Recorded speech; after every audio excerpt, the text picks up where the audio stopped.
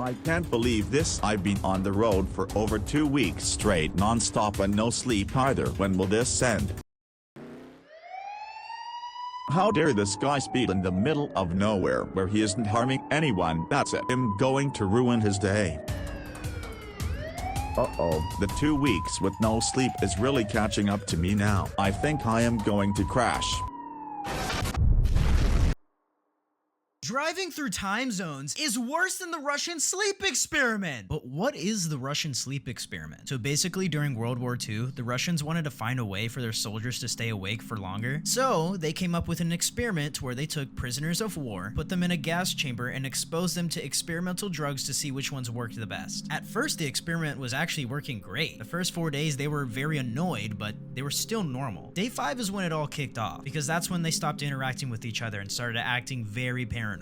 On day 9, one of them screamed for so long that he actually tore his vocal cords. On day 14, they started eating themselves. When they finally turned off the gas on day 15, all of them started screaming and begging for them to turn the gas back on. And when they eventually didn't, they all fell asleep and died. Pretty horrible story, I know, but I actually have some good news for you guys. And that is that this story is actually fake and didn't happen. It's a creepypasta from 15 years ago. But now you know the story. But how is this worse than driving? Well, I'll explain that. But why would someone ever do a drive like this? Well, there's many reasons. Either 1, they want to do it for fun and have a nice long road trip. 2, it's too expensive to fly. Or 3, you already road trip somewhere and you don't want to have to deal with the whole logistical nightmare of trying to get your car back from said location. So you stick it out and drive it on back. But what am I talking about here? Like, what type of time zones am I speaking of? Well, since most of my videos are about cities in the United States, we're gonna do some driving inside of the United States between different time zones. So for this story, we're gonna do a hypothetical drive. So let's say his name is John. John lives in San Diego, California, and he's gonna visit his family on the holidays. It's a random state. South Carolina. They live in Florence, South Carolina, and he's gonna visit them on the holidays. But he can't fly there because flying there is too expensive. So instead, he's going to drive. One little thing I noticed while editing this is that I refer to John in this video as you quite a bit. That's because I like to imagine John being you, the viewer currently watching this video, and you are driving across the country as we speak. So we set off on this 36-hour drive all the way over to Florence, South Carolina. Now, the time zones that we're going to be crossing here is about a 3-hour difference from California to South Carolina. Now, 3 hours doesn't sound like a whole bunch of time, but over the course of a road trip like this, with many different variables stacked in between it, you know, it can get pretty bad. So John sets out on his journey here. He is driving, and he has to take Interstate 8. Now, Interstate 8 is a nightmare because it is known as one of the worst highways for freight traffic, where you have to go up a hill, where you have to go up a mountain and then down a mountain. Trucks going up through here are hauling thousands and thousands of pounds, several tons. And when you're carrying cargo like this, you know, it's not really a good recipe for traveling very fast. So they're going like 35 up. So everyone's swerving around, they're going on. But then the real danger happens once you have to go down, because now the trucks are trying to control several tons of whatever cargo they're hauling down this giant mountain. And sometimes it results in, let's just say, a not very fun scenario for everyone else involved. But let's say, all right, it's fine. You got past that. Now it's smooth sailing into the desert, into the middle of nowhere. Now you better hope that you don't have any mechanical failures on your car here, or any mechanical issues, as a matter of fact, because a situation like this can easily turn into a deadly survival situation if you're not prepared. But let's just say, okay, everything's fine. You go right on through I-8, and now you make it into Arizona. Now, Arizona should be pretty smooth sailing, right below Phoenix, Arizona, and then you transfer on to I-10. Now, I-10 going through Tucson, Arizona, cruising into New Mexico, and by this point, you're probably feeling pretty tired because you've been driving for damn near 10 hours at this point, and you've crossed into a new time zone. So time has actually jumped forward, but you keep on powering on through until you cross into Texas and spend the night in El Paso, Texas. After that drive, you decide, you know what? I was feeling pretty tired last night. So now you decide to hit up a grocery store on the way to your hotel, and you decide to stock up on the energy drink of your choice. But that 10 hours is nothing in comparison to what John is about to experience tomorrow. Now the morning comes. The next day arrives. You got some decent sleep, but now it's time to continue this journey. But you get the news that you're actually running late. You slept in too much, and now you gotta get out of here. You gotta get out of Texas and get to South Carolina. Now there's no time. there's no time to sleep. So you take the shortest route all the way on through Texas, and at some point in Texas, you transfer from I-10 onto I-20. But now you're traveling on through Texas, and Texas is huge. It's massive. But then if that wasn't enough, you've been driving for so long, for so many hours, you hit Dallas, Texas. But say, okay, it's fine. You made it through Dallas, Texas. You survived I-20 in Dallas. Now we're cruising on through. Pretty smooth sailing through Texas. You're not really too much of an issue. But then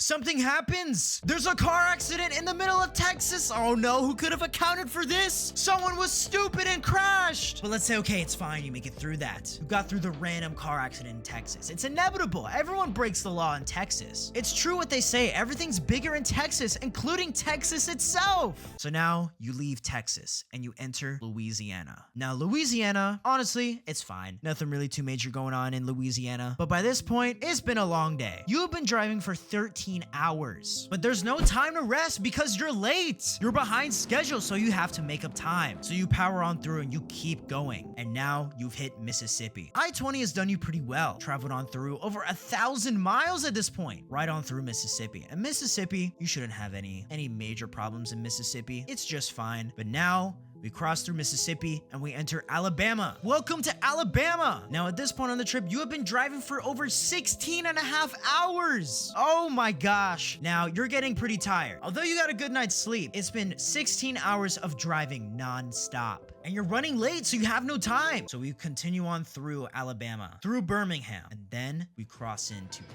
final gauntlet of it all. Probably the worst place that you're going to drive. You've been on the road for almost 20 hours, and now you have crossed into...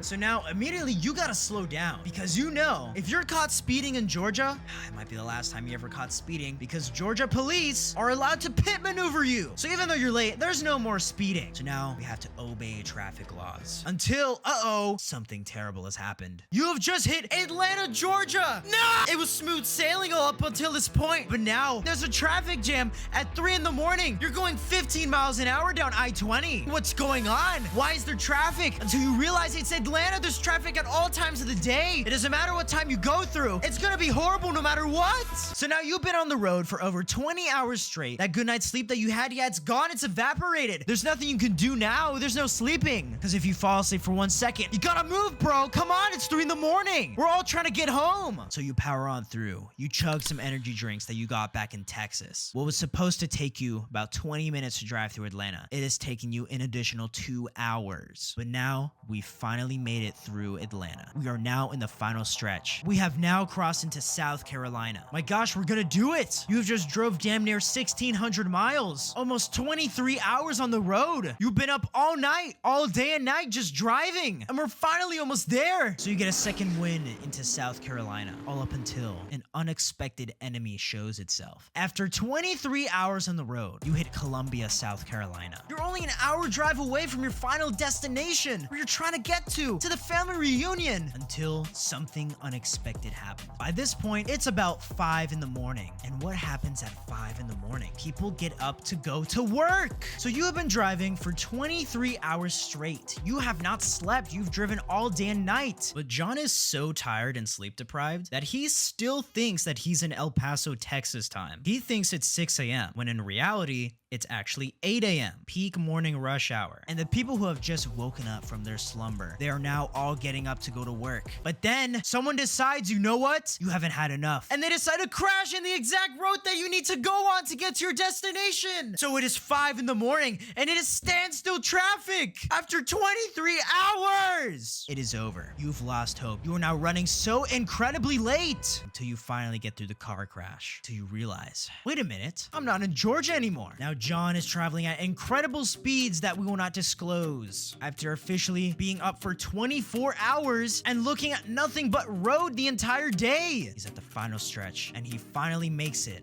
to Florence, South Carolina, where apparently, you were too busy driving that you didn't notice the text. They delayed the family reunion. So you make it. You park, but then that's the last thing you remember because you passed out in the car. But you finally get some sleep at least. By the time you finally wake up, it's time for the reunion. Conveniently, everyone is only now showing up, and it just looks like you only now just got there too. You're a little stinky because you haven't been able to shower since Texas, but it's whatever since you got to spend some time with your family after so long. After the reunion ends, you get a phone call. It's your boss telling you that you have work in 2 days, and now you have to do that drive all over again to make it back to California on time. Now you might be wondering after all of that, how was this worse than this? Well, because this never happened. And statistically, with how many people there are in the United States, there is at least one person out there that has done this exact drive. I just want to take a quick moment to thank all of you who have continued to support the channel, whether it be on Patreon, YouTube memberships, or simply just being here and watching my content. Because among all the AI slop infecting this platform, I am an actual real person who spends hours making every single video myself by hand. Because it really does mean a lot to me that there is so much interest in my seemingly niche videos, so much so that I've been sent actual meme pages reposting my thumbnails on TikTok and Instagram. But thank you to my YouTube members, and especially the people on Patreon that I can't fit on screen anymore. And if you wanted to go the extra mile and have your name above everyone else, like Edwin here, there's the Money Mog tier where you get